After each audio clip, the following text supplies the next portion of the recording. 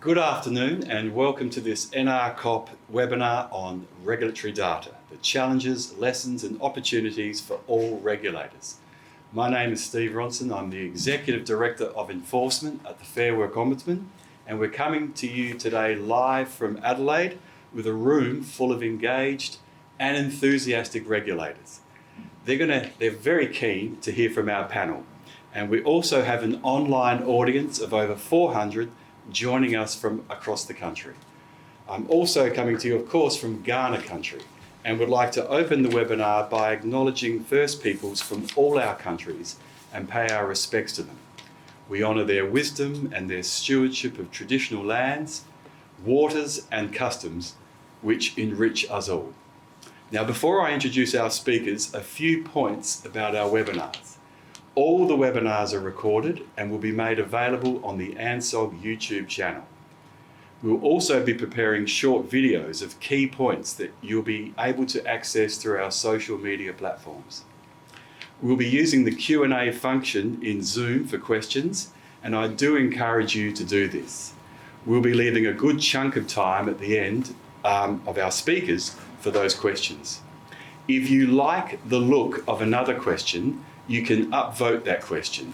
And just a spoiler alert, I tend to favour the upvotes. We will attempt to get as many of your questions answered as we can during the session. However, our presenters have generously agreed to answer in writing a selection of questions that we may not be able to get to during the session. And this resource will be added to the webinar recording and then will also be available on the NRCoP website. Now, let's get into the topic. And for some time now, we know that data has been the coin of the realm. It's the river of gold, whether you're a private company, a government agency, an advertising or marketing firm, but especially if you are a regulator, data is king. However, usage of this term, data, is widespread, it's diverse. So, for instance, you'll hear the term data as a qualifier, such as you'll be in a meeting and one of your colleagues will immediately say, well, it's all data-driven, or this audit is data-based. And if they're under pressure, they'll say, no, the finding is data-sourced. You'll hear data used as a noun, such as smarter data, faster data, harder data, and even larder data, which I understand is data that's either in deep freeze or can be taken advantage when you need. But data is, of course, simply a Latin word. A humble noun, it roughly means statistics collected for reference or analysis. So, in government, we have astonishing amounts of data. We have legislation designed to ensure integrity in the recording, the use of data, integrity in the sharing of data, and we can sometimes be mistaken for thinking that data is a fact, that it is a thing known. But without weighing too deeply into the epistemology, data may be a thing, it may be a fact, mostly it's just information. What we do know is that there is an expectation that government is informed and driven by data in its functions, its roles, and its purpose. So how does that play out in the real world? Well, today we're going to look at two agencies, both at different stages of the data journey. And whatever timestamp you and your business are on, I'm confident that what our speakers offer today will resonate with you as they explain the challenge that they faced, the potential solutions and the solutions they identified, and the resourcing constraints. By the end of the webinar, our hope is that you will have some key takeaways regarding potential pathways, success measures, and knowledge that you are not alone grappling on how to use data best in your agency and for your business purpose. So, let's go to the panel. In the order they are speaking, may I briefly introduce Samantha Jones. Samantha is the leader of enforcement at Return to Work SA, a member of the Regulations Senior Leadership Team. Samantha has led the realisation of data intelligence and analytics capability to enhance regulatory focus and high performance at Return to Work SA. We will then hear from Karen Montgomery.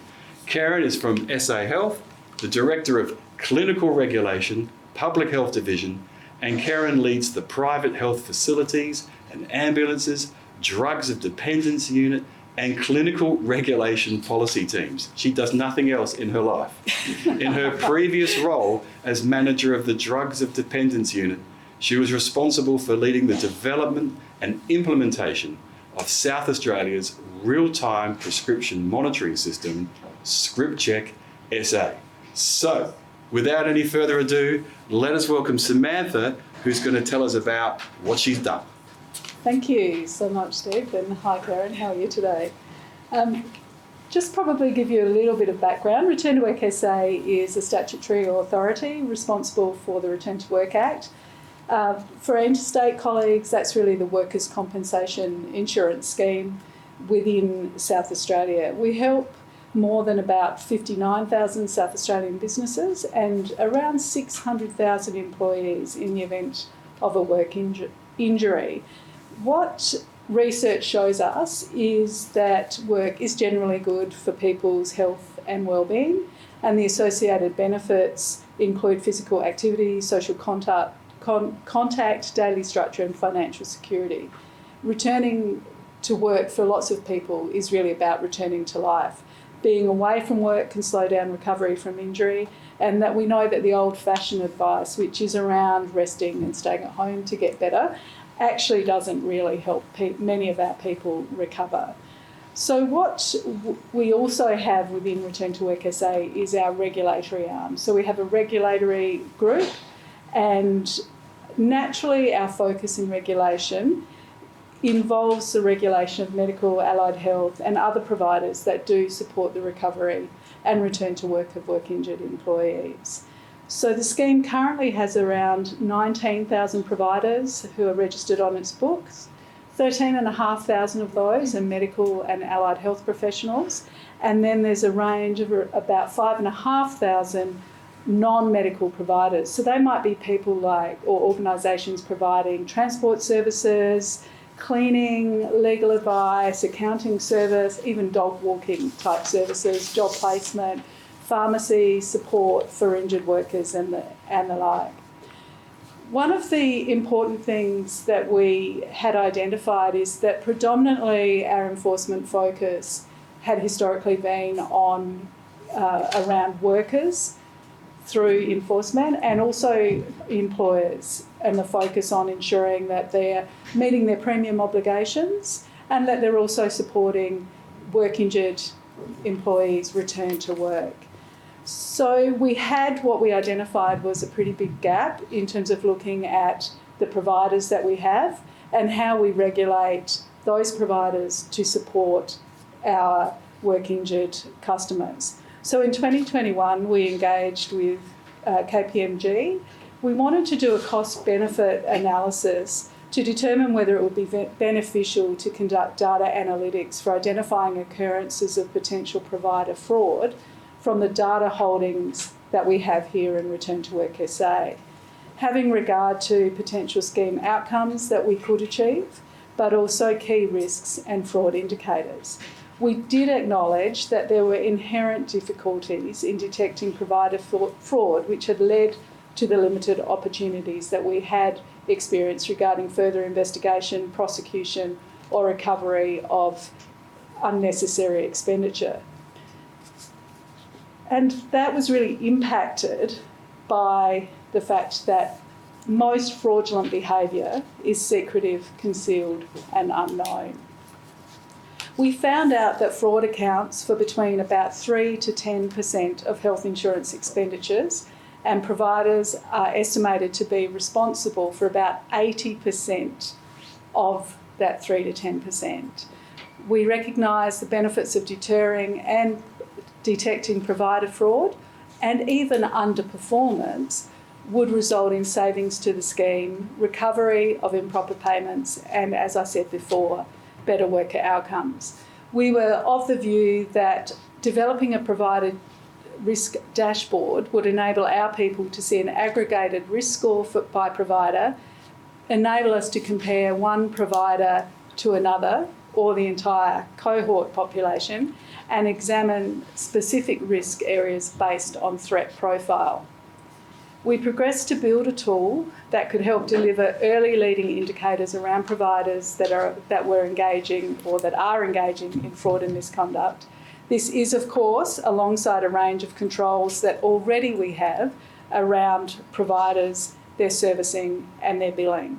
The tool was aimed at aggregating, cleansing and presenting workers' compensation claims information through a provider risk profile lens to enable early leading indicators around providers that are engaging in fraud or misconduct, enabling consistency of assessments across assessors, identifying circumstances where tighter and more preventative controls can be put into place, identifying control breakdowns, and also identifying opportunities to stop fraud and misconduct before it happens. Overarching that, we identified the potential to give us a better understanding of how providers have been enabled to engage in fraud and misconduct. In partnership with KPMG, from a process perspective, we worked together to define the objectives, desired outcomes and use cases for the analytics process. We, with them, refined provider fraud risk threats and potential data footprints based on Return to Work SA and KPMG's experience through many years of working with us. We developed and designed provider risk profiles and detection opportunities considering provider risk characteristics. We consulted with key stakeholders to agree to an indicative testing program and documented stakeholder roles, dependency, data sources, responsibilities, and of course, an implementation plan.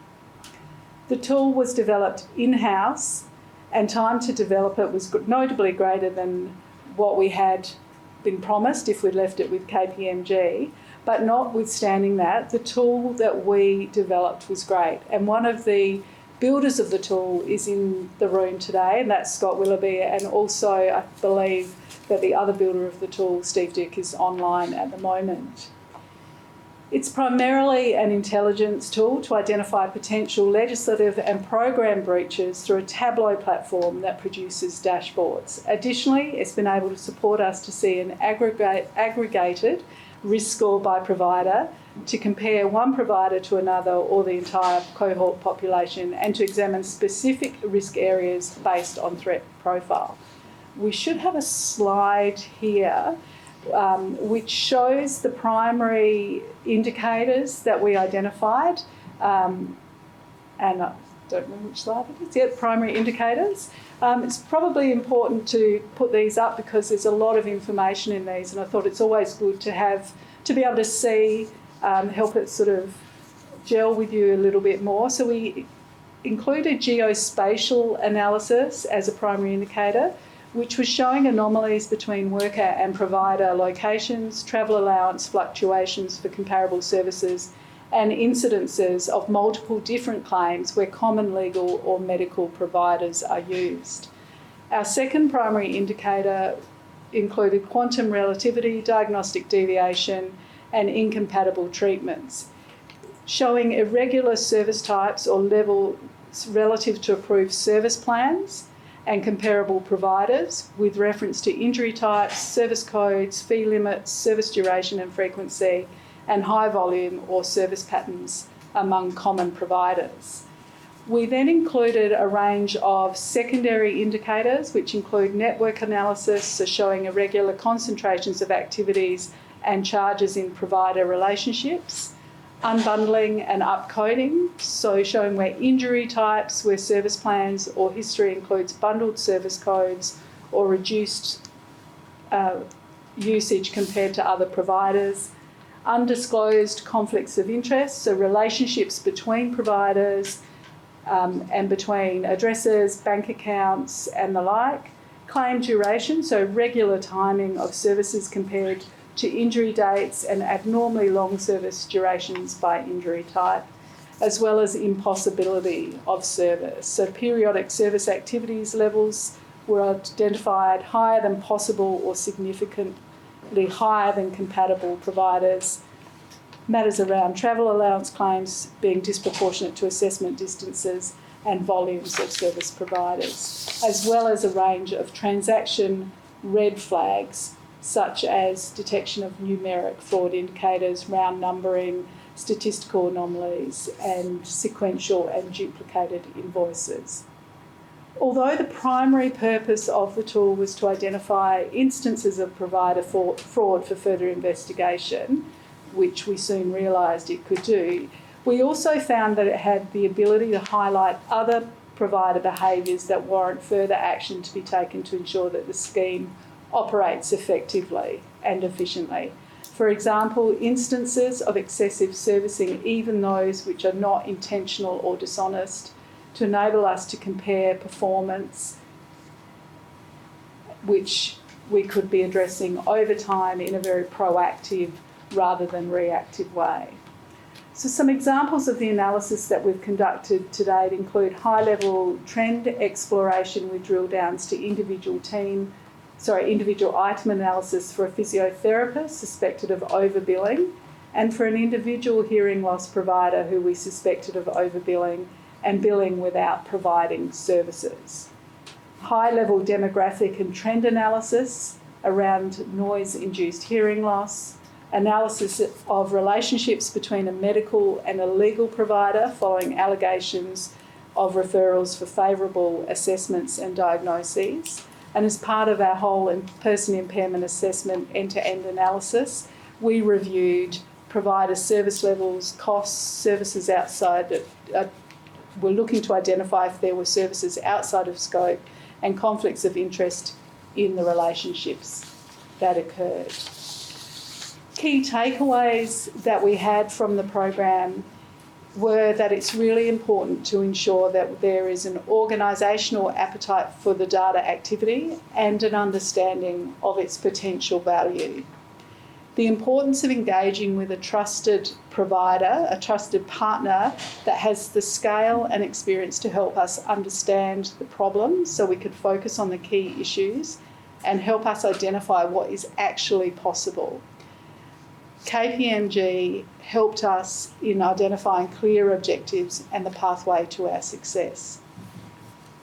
It's also really important to identify the shining stars within the organisation who can get the business done, who know where to find what's needed and who are committed to really sticking with the program of work in the long run. Internal collaboration is valuable to the activity and the sustainability of it. We need an organisational champion, which we had in our executive leader. Tenacity, because some things just happen to take longer when other competing interests come in and sort of attempt to derail you. And also, as we learned, the word that you start doing, which for us was provider fraud, can be used to leverage other successes more broadly than were originally within scope. Thank you. That's great. Well, thank you, Steve. That's great. I'm now going to ask Karen to lead. Thanks, Sam. That was really interesting. Fantastic. I'm a bit envious, to be honest. So our journey is a little different. I'm going to be talking about the implementation of Script Check SA in South Australia. Our environment for starting the work was a little different in motivation. It came about on a national level. It's a commitment across all states and territories to implement a prescription monitoring program. And in the 2018-2019 budget, our then government announced the delivery of a system for South Australia as a commitment within the next 3 years. So for us, it was, a recognised need for our organisation and for for the community more broadly, but our, authorising environment, to use a very regulatory catch term, was very, very, very clear from the outset. We had the government behind us. It was a bipartisan support for the delivery of the system. So from that perspective, it was quite a comfortable environment to proceed with confidence because we were funded and we had a delivery time frame. Not surprising I think, to most regulators, neither of those were necessarily based on research when they were determined. And it was probably one of the greatest challenges that we faced is that 3 years to implement something that took Victoria, I think, 8, was a pretty confronting thing for the team to face up to at the outset. So that's, I guess, a bit of how we got there and why we started. The other, I guess, real challenge for us, and to get it out there from the beginning, so we started this in late 2019. I think two of my project team are in the room at the moment. They can probably tell me. I think we started in October. We got the beginnings of the team together, 2019, and then COVID happened. So we had one of the greatest complicating environments to deliver a system build and roll out, because both a challenge and an opportunity. It did mean that it was very, very difficult to get attention for the work that we were doing. So at times it was difficult and quite challenging to get approvals or to get executive time on the table, or even when we took our Act Amendment to Parliament, I spent 3 days sitting around getting bumped for urgent COVID legislative changes. So with a really short time frame to deliver a commitment that was absolutely immovable despite all the stuff going on around us, it was a real challenge for the team, and we just got on with it. And I think, for fear of jumping right to the end of my story, it really was a case of going, wow, this is an enormous project and the time frame is super tight. Where do we need to end up? What's the time frame? Work backwards and just get on with it. And, we did that. It was a very small team, pros and cons with that as well. Highly engaged team, really highly skilled. It allowed us to divide the project into smaller pieces and to have individual leads in those areas.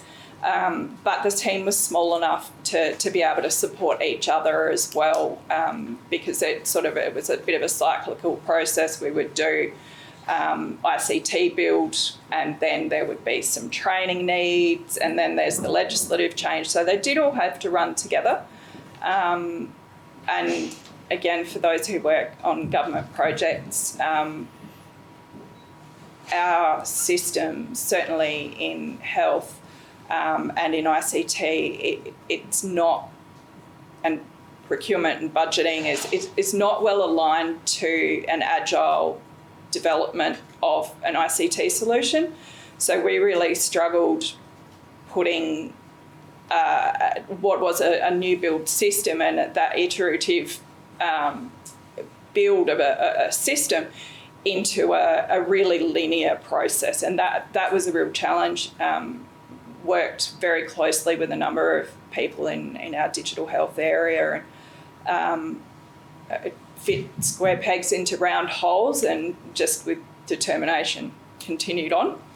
And I guess from our, from the end game perspective, it was again a little bit different to Sam's situation. We had two objectives for the system, and one was to replace a redundant regulatory system. In South Australia, we've had information about high-risk medicines available to the regulator for, I think, 25 or 30 years, but it's always been retrospective. So we haven't been able to take, an early intervention approach to harm minimisation, and it's been really difficult to monitor trends, to identify problems as they're occurring. So, historically, where there's been emerging issues with, say, misuse of drugs for treating drug dependence, our data was so far delayed that we couldn't easily intervene to prevent problems until well after the problem has got out of hand.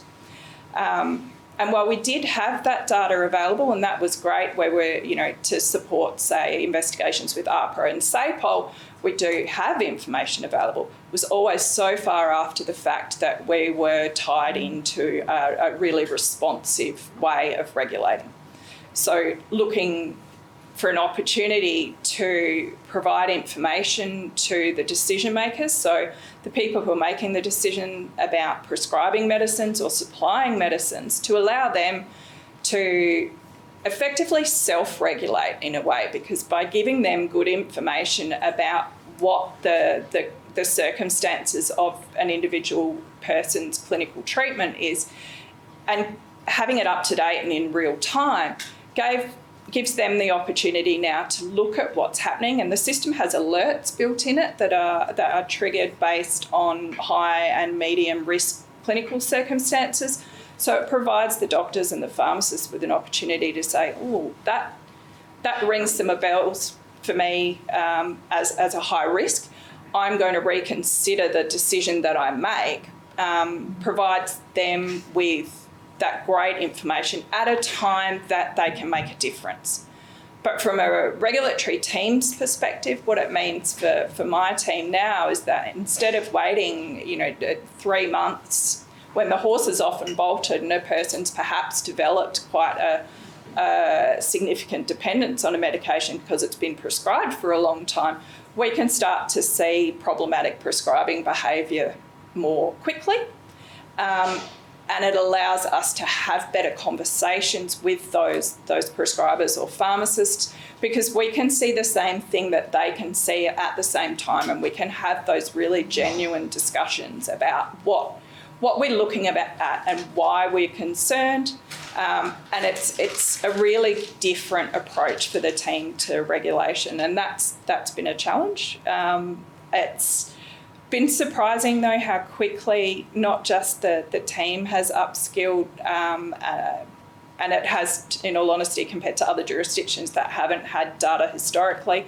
It's been a real advantage that the regulatory team here in South Australia was really, really familiar with looking at the data and identifying risks. So they've provided a lot of support to our prescribers and pharmacists who, for the first time, are having this information available to them. So they were really able to help upskill the people that we are regulating. So it's been a couple of years since we rolled it out, and we're still very much in a supportive educational framework with our regulated entities, despite there's some push from some areas for us to get in there and take a hard line. But in the interest of natural justice and fair and reasonable regulation, it seems not unreasonable to have a frank and fearless chat with people about what our concerns are and why it is a problem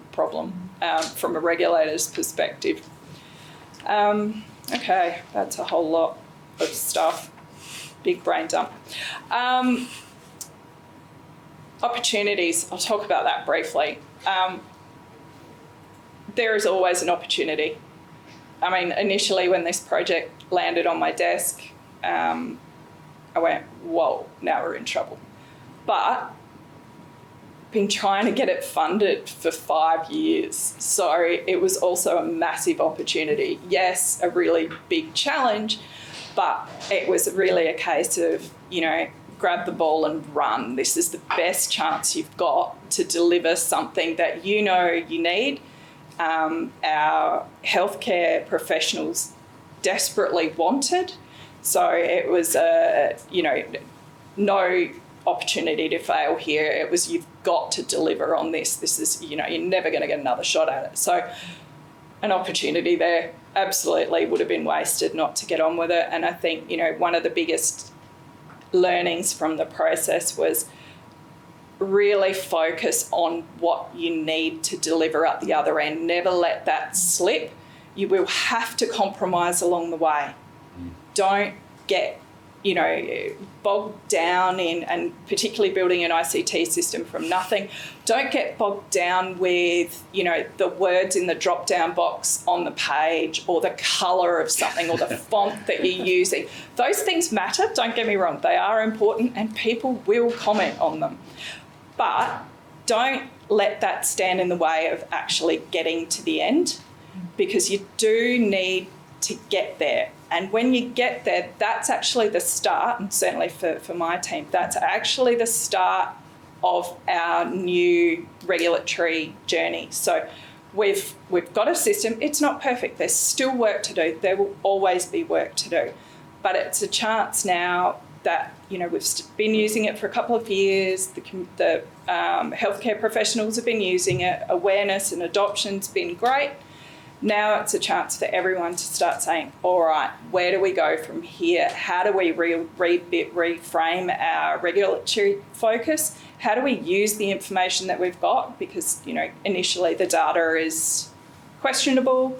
There's always a job with data quality checking and, dealing with errors and duplication. That's a perpetual issue. You've always got to manage that, and you've always got to be aware that Steve said it at the beginning, data isn't truth, it's information. So you always have to validate it, always got to double check it. Any investigation will involve validating that data from other sources. It's just to point you in the right direction and inform your regulatory focus. And we're really at the beginning of that now, looking at opportunities to move forward with a different perspective on regulation. And I think, maintaining that positive approach to it and looking for the opportunities, staying open-minded about how you get to the end point, held certainly my team in good stead, because it would have been so easy to get bogged down on how hard it was. It's always going to be hard. Just start. That's probably more than enough from me. That was great.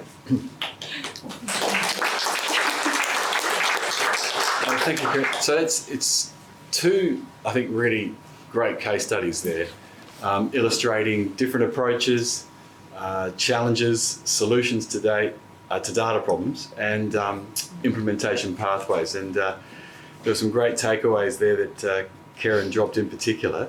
I'm just looking at some of the questions, and this was one question that was coming to mind, Samantha, when you were talking about it. So you entered into this partnership with KPMG. That's correct. Can you just tell us a little bit about were there any challenges in partnering? And two, one of the questions here from the Zoom is, how long did it take to develop the intelligence tool for Return to Work SA? And how long was KPMG in that picture? Okay, so we already had a really good corporate relationship with KPMG. They are involved in a lot of work across Return to Work SA. It's a really amazing person that they had working with them at that point in time, who had a regulatory and enforcement background. So, and we'd actually worked previously in another government organisation that I'd worked in before. So in terms of having the professional relationship and the organisational relationship, I think was really, really good to help that conversation and the clarity about what we were wanting to do and why we were wanting to do it. So there's a real maturity in those relationships that they had, which made that relatively easy for us. We also had confidence in them as an organisation who did have a lot of global knowledge, and they knew what our business was about, they knew what we held, and we knew what our business was about and the information that we had in our business. So it was a really positive relationship. I think it took us about 2.5 months to scope out what we needed to do. The biggest challenge for us was the internal challenge of selling to our executive leadership team, getting the internal partners on board, and then getting the go-ahead to proceed. And that weighing up whether it was going to be more able to be done with our own internal resources or whether we wanted to continue the partnership. We went for the internal. We do have a lot of competing demands on us. We're going through some regulatory reflection, and that sort of meant that there was a lot of things going on. We had some other external pressures on the organisation, which meant that we were going to not be able to have a continuous focus on what we were doing. But we wanted to put our trust in the people we had in-house to design and deliver it. So I think we ended the planning session from memory in about February 2022. And then Steve and Scott had completed the design and build and testing by the end of December from memory. The fabulous thing about it is that it showed what was actually possible for us in the regulatory arm of Return to Work SA, and we were able to leverage the success as part of an argument to actually set up a data analytics or data technical services team within regulation, serving the whole of regulation, of which this tool is one of the tools in their kit box. So they did, I think, move it along pretty quickly, but they were still doing their day-to-day work as well, their other day-to-day work. So kudos to them for what they did. I mean, look, that is fast. Yeah, it's good. It is. Okay, so going with democracy, because that's what we're all about here in terms of being government. There's a lot of votes here for this question. It sounds like, and either of you can take this question, it sounds like all the data relied on was internally held by the agencies. Was there any contemplation of additional data sources from external sources? Do you have any memorandums of understanding with any other agencies? Are you plugged in to anyone else? We're lucky. We run the whole business, so we've got access to all of the data in-house. So that's from our workers, our providers, our employers.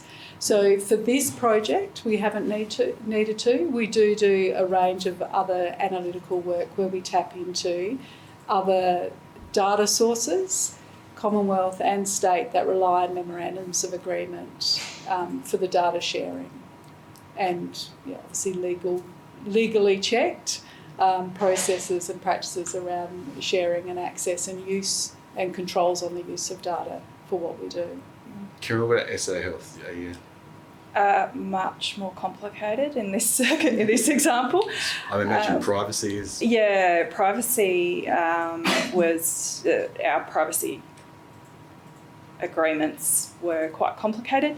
The way that real-time prescription monitoring works is actually that the data is mirrored from prescribing and dispensing software in the clinical settings. So in your doctor's room, it's actually a mirror of the data that they've entered there, and it goes into effectively a big bucket in the Commonwealth, which is then filtered into smaller jurisdiction buckets, and we have access to the ones that relate to us. So very complex from the perspective of data management, data sharing, and privacy, because we're looking at a patient privacy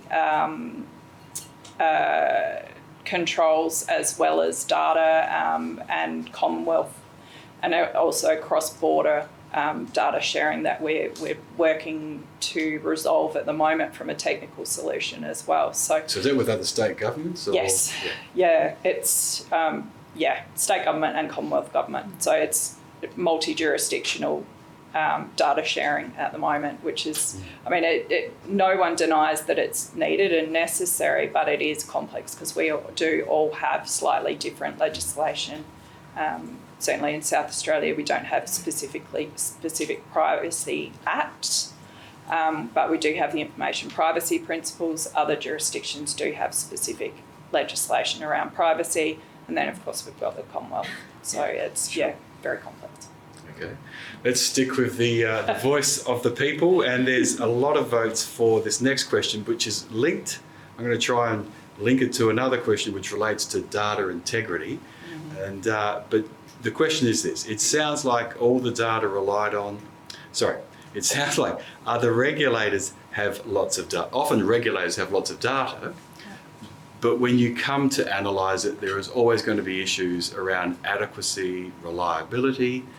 Do either of you have any advice for the audience on how to assess whether the data is worth using it before you use it, or even before you analyse your next project?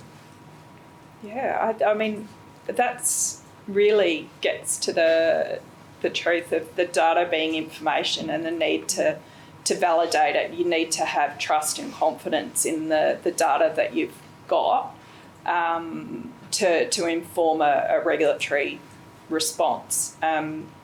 We were fortunate in that we had the retrospective data coming in initially, so we were able to sense check when we turned on the real-time system against the data that was coming in manually as well. So we did have an opportunity when we were starting to implement the system to do that sense checking and the validation. So we did have an understanding, and we continue to understand where the data matching errors might be. But I think, acknowledging that no data is perfect and that you're always going to need a human with a critical mind to common sense check it. That's really the key, I think, for me, to us using the data that we have available. It's really the start of a process, points you in the right direction, but you need to have a closer look at it by someone who has an understanding of the industry and the issues. And sometimes that means going out there and asking questions and pulling primary sources. That's, it's a necessary evil. Yeah. So Samantha, Karen's just outlined the challenge of data integrity. How does your agency approach it? So the data that we rely on for this project is data that's collected by us for our purposes. So not relying on data from other organisations. So that gives us good confidence in the data. There is a number of controls that are in place across the organisation to check the data. But as Karen says, data from my perspective within the regulatory space is the intelligence, is the basis to think about is something here worth looking at or not worth looking at? Is the data telling us something that we anticipate? If it's telling us something that we're not expecting, it's a good prompt to check and double check. Even if it is telling us something that we want or we expect, you do still have that human desire to just check in and make sure it is correct. But it's part of a story. It's part of the information, and it will guide the next decisions we make. It'll guide the decision about where we put our resources, because we're limited in the resources, we all are, how we put our resources, what resources we put to things, and when we'll decide to escalate the regulatory triangle. And then if we do escalate, we'll be collecting evidence and exploring at a deeper level. And part of any good investigation process is thinking about whether the information is supporting or negating the concern that's been raised. And I think if we look at data as an intelligence tool, it's great, and I have great confidence in it. I've been using data for a lot of years to direct regulatory and enforcement activity. Okay. I might just go, there's another question here that specifically relates to that. It's got a couple of votes. A couple of friends here want this question. Excellent. So we'll stick with you, Samantha. Were priorities, so your business priorities regarding data integrity resolutions, set as part of the delivery of projects? So I suppose this question is sort of saying, if the data's leading you somewhere to do something, what strategies were implemented to drive these resolutions? Okay, so I think what you're saying is that when the data is produced, what we're doing with it. Is that a really simple way of explaining and I suppose, from realisation to implementation. Yeah. So what we will do is our analysts will undertake an assessment of the data. They'll look at the questions that are being asked. So we have the inflow request. We'll analyse what's being asked of us, and we'll explore the data and produce an assessment of what the analysis has identified. If we're doing it as a reactive inquiry, we will then also explore with the requester the information that we've been able to analyse, having regard to legislation, policy, behaviours, other concerns, background matters that exist. So the information then leads how we will use that information and whether we'll use it, and then also how we'll use it. We're also embarking on, and we've done some work on, proactively looking at it, so really using the analytics program to understand where there are anomalies and issues across whole cohorts. So not just sort of saying, well, someone's raised a concern, what does the data tell us? But using the data, because there is a lot of data, to say, what is the average billing for certain injury types, for example? What's the average number of services that are provided? For example, if we're talking about physiotherapists, where does that person sit on the scale, and where do others sit? So we can figure whether there's potential overbilling, potential overservicing. It's not an absolute. It guides us to sort of say, what do we